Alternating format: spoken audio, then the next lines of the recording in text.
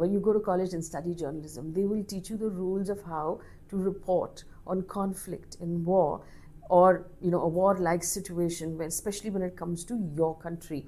So how do you report when there is a conflict? There has to be accurate, verified reporting above all else, verified before publication, because misleading details could cause panic, it could escalate tensions, people will wind up following that information and could actually wind up in danger. It has to be objective and balanced. Yes, every news reporter, every editor, every organization will have a loyalty towards your own country and the side of your own country.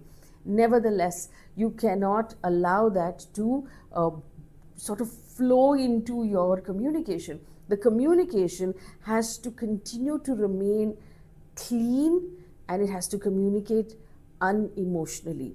And people will ask, no, but you should also feel like nationalistic fervor. Of course you can feel nationalistic fervor when you're outside. It doesn't matter what you're feeling. At the time that you are delivering the information, you should be able to deliver it in an unemotional fashion. And everybody respects your emotion, but you should have no space in your reporting.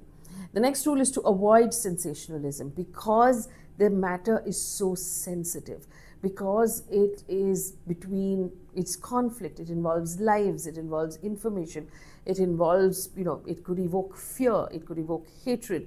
So sensationalism should be avoided, language should be measured, visuals should be measured. There has to be a respect for the dignity of those involved.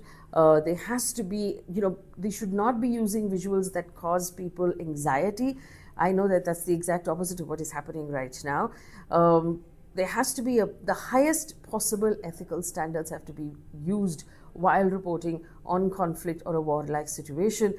There has to be context and background, and of course, every talking head, every guest, every expert has to be chosen very carefully, because they are able to give you context and background to what you are witnessing happen right. And finally, and this is part of the rule, it has to promote understanding, and it has to promote a certain level of peace in the way we communicate.